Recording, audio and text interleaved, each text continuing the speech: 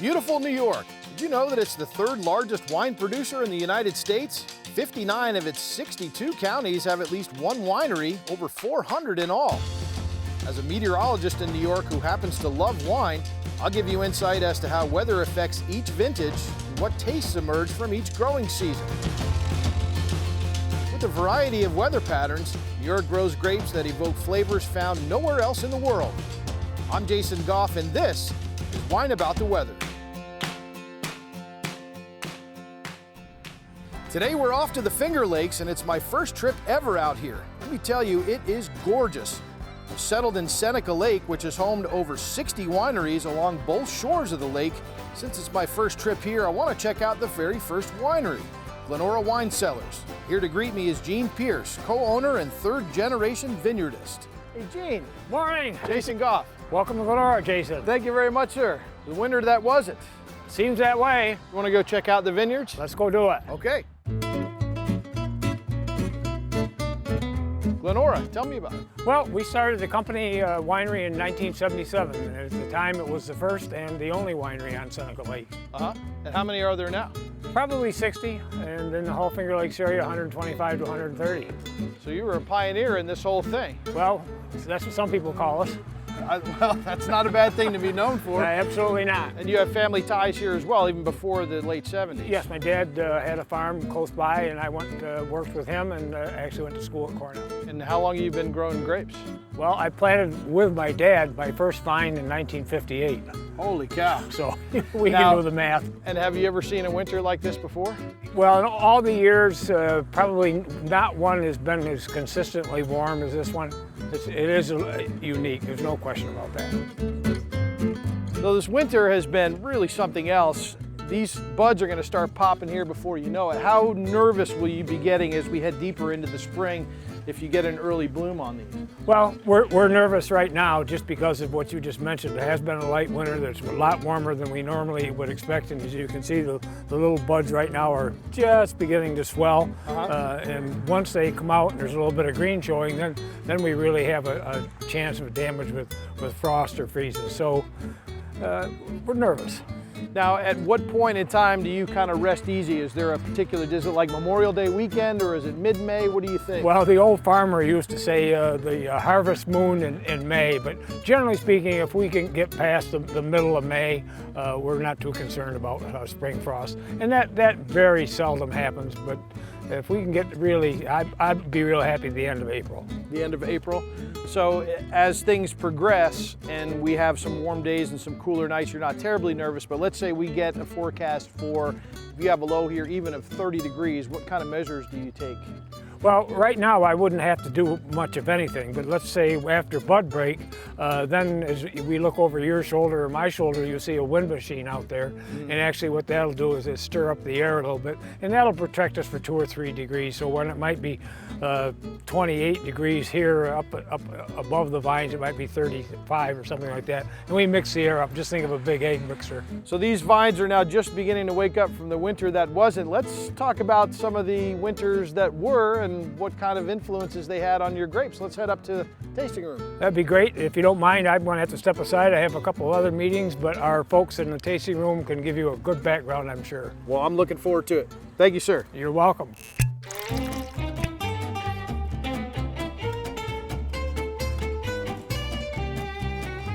Hey, Mike. Hey.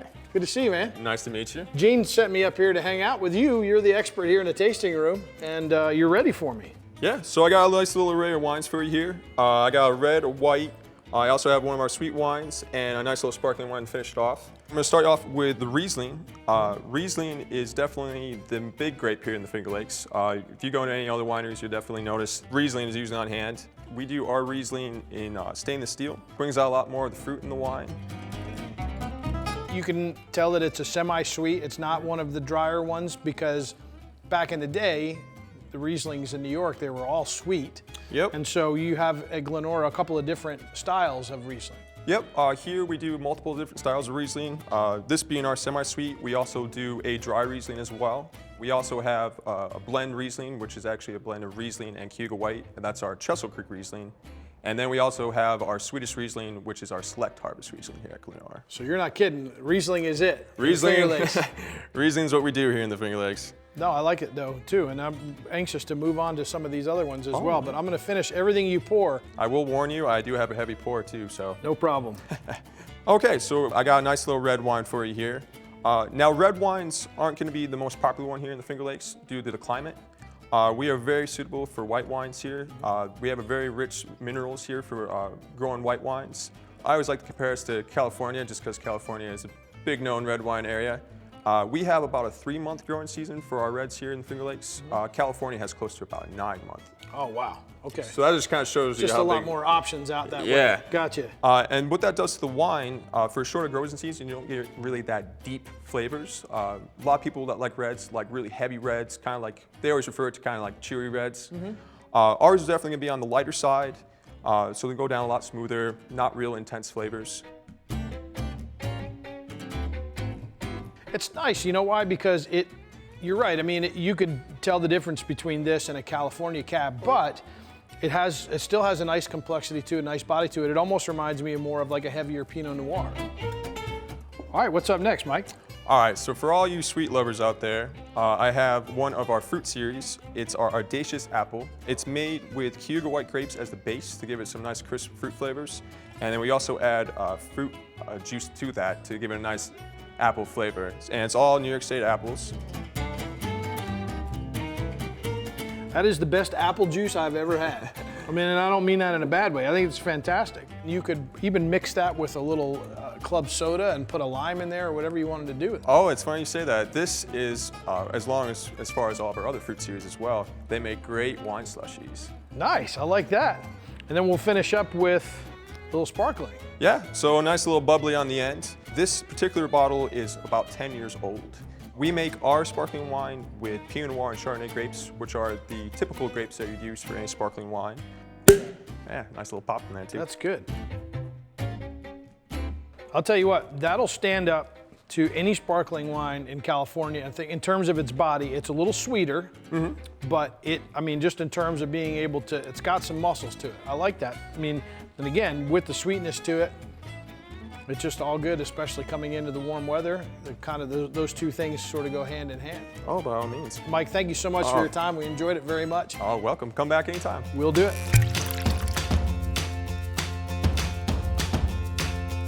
Coming up next on Wine About the Weather, Chef Orlando and I will head down to see Farmer Joe for some organic greens that will pair with some Glenora wine.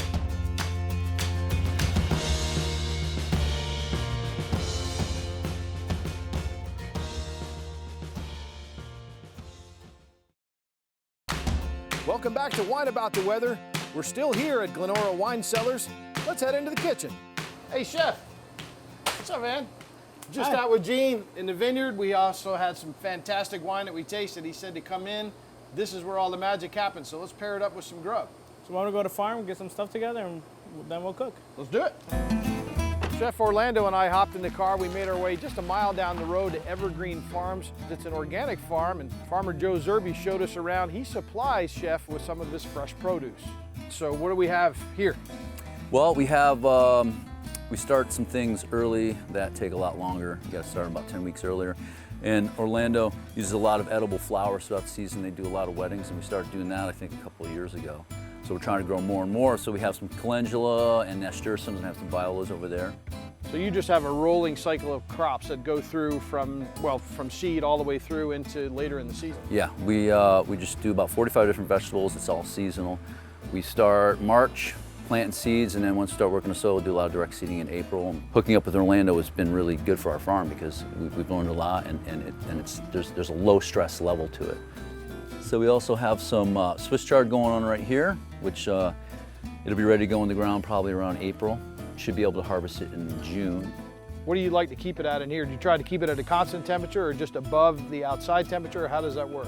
A majority of the seeds need to be 70 degrees to germinate. We germinate on heating pads. You know, they'll happen 3 to 5 days depending on the variety. When did you start the seeds? We just started those last week, I believe. Joe, thanks very much for your Thank time, you. man. No problem. I wish you a bountiful season. Thank you. Chef, let's get cooking, man. Hey, one more thing before you leave. I got some lettuce, and some arugula going in here. Awesome. So we'll have mixed baby lettuce, arugula. Any ideas about a wine with a nice peppery arugula? Definitely, we'll go with some Gewürztraminer. It'll go nice with it. All right, let's do it. That was a great trip, man. Farmer Joe's got it going on. I can't imagine eating fresh lettuce in the Finger Lakes in January. That is fantastic, like he was talking about. Before we get going though, War Eagle baby, I'm gonna put my Auburn apron on and we're going to town. So we have this fresh lettuce that we just clipped. Yeah, so today we're gonna make a little dressing, just a very simple one. So we'll make it like a lime vinaigrette. So we'll take this lime right here, cut it in half. We'll chop up a little bit of micro cilantro, which is locally grown. You wanna Awesome. Yeah, whisk man. and I'll put a little oil in there. So let's put a little bit of the dressing in here. Okay, and then you just kind of mix it up. Mix it up in there. We'll plate it up. Okay. Some locally grown apples, which we still can get year round. Get some toasted cashews, and then we got some local goat cheese here to put on top. More local, which is good. And we're done. And we're done. We're gonna pour a little wine for you. Nice. Now, what is it about the Gewürztraminer that you like with this? Is it the dressing? Is it the cheese? Is it everything? I think it's just a combination of everything. The Gewürz is gonna give you a little bit of a peppery flavor, and you Yep. also have the fruits in there, so that'll go well with the apples. Oh man, that is really good.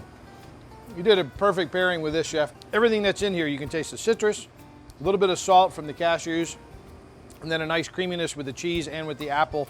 So everything just comes together so nicely.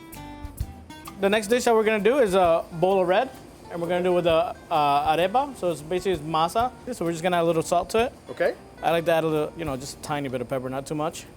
And we're gonna add some water to it. Mix it up. And then we form it into like a little patty. We're gonna form a little patty. So get about that size. Okay. Let's form a little patty here.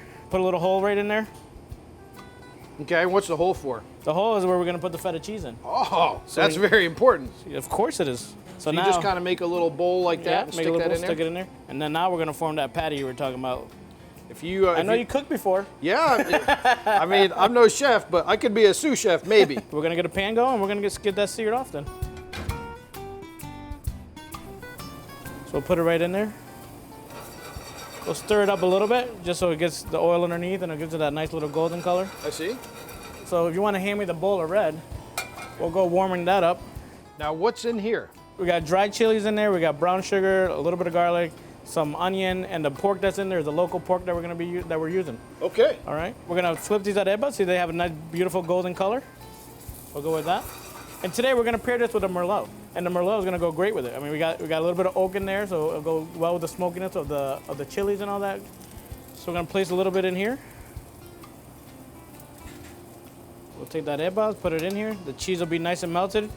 So you wanna give me some of these micro greens? We're gonna pour a little wine, a little Merlot with it, and then you tell me what you think. I will do that. This is not a tough job, chef. Local pork, very tender. It is very tender. 4 hours you cook this for. 4 hours. And then we'll try this with the feta in there. That is the perfect little, we got it going on. So we have the Riesling, we have the Merlot. Chef, thank you so much for your time. Thank I you. know you're a busy guy, you got a big party going on tonight, but you still have managed to make some incredible food and paired it perfectly with the wines. You could be a sommelier too. Coming up on Wine About the Weather, we'll explore the science of winemaking and we'll hang out with a bunch of locals getting together for one great cause.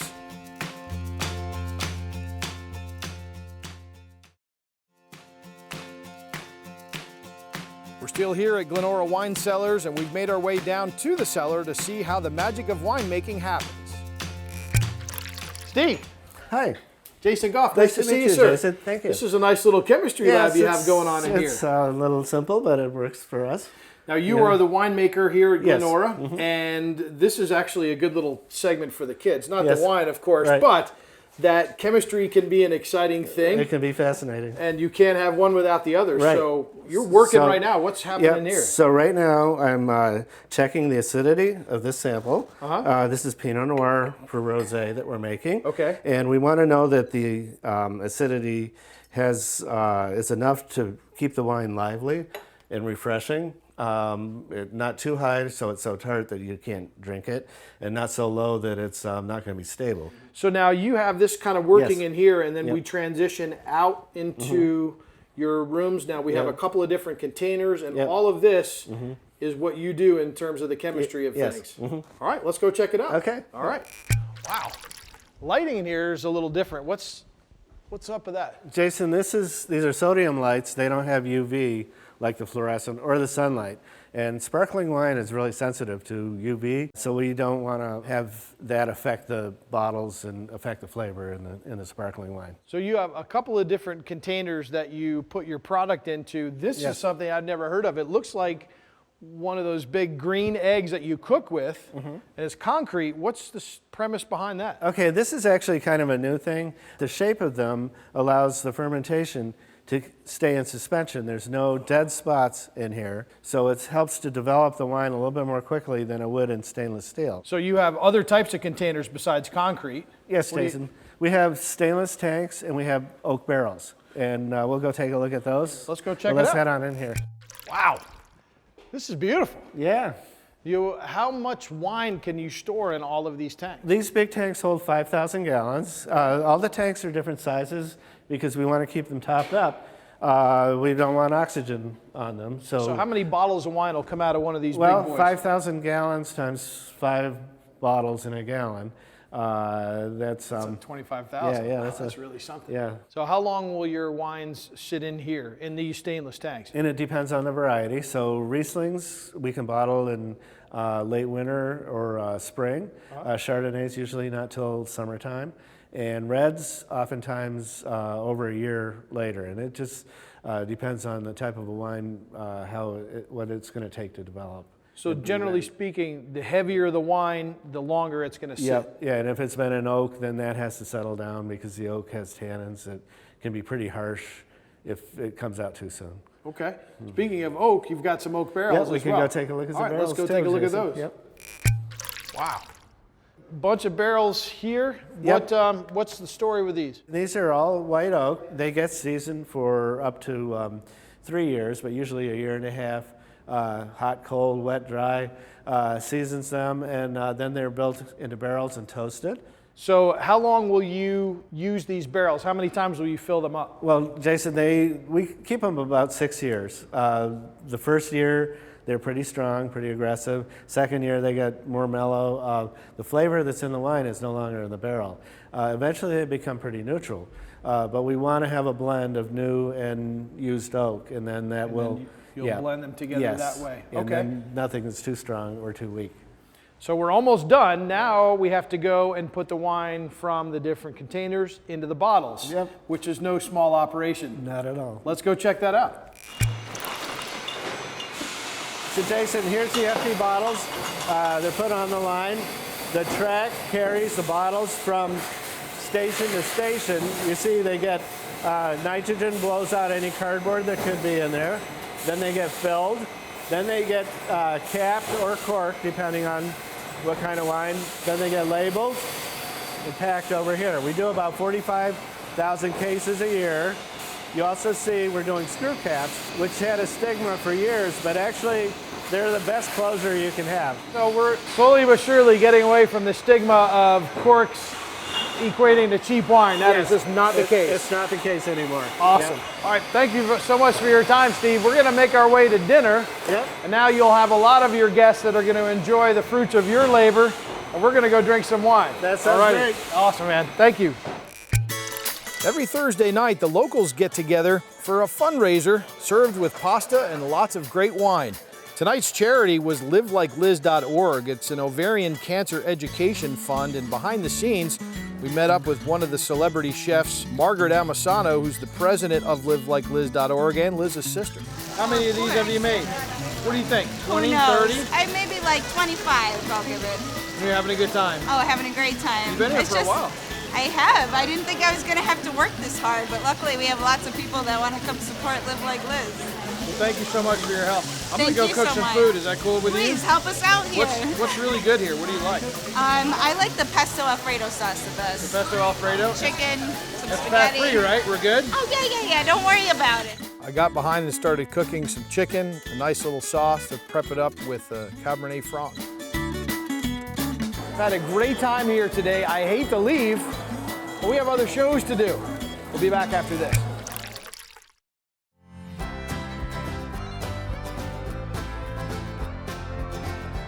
We had such a great time here at Glenora. We had an opportunity to go check out a farm, the produce of which ends up on the plates right here at the restaurant. We tasted, of course, some fantastic wine. We got to see where all the magic happens with that wine too, in the chemistry lab, the steel tanks, the oak barrels, even the concrete egg. We had fun cooking with Chef. We had some great wines to go along with some of his creations and had a fun time at that party as well. I hope that you'll join us next week as we tour beautiful New York and all it has to offer. Wine about the weather, then drink it.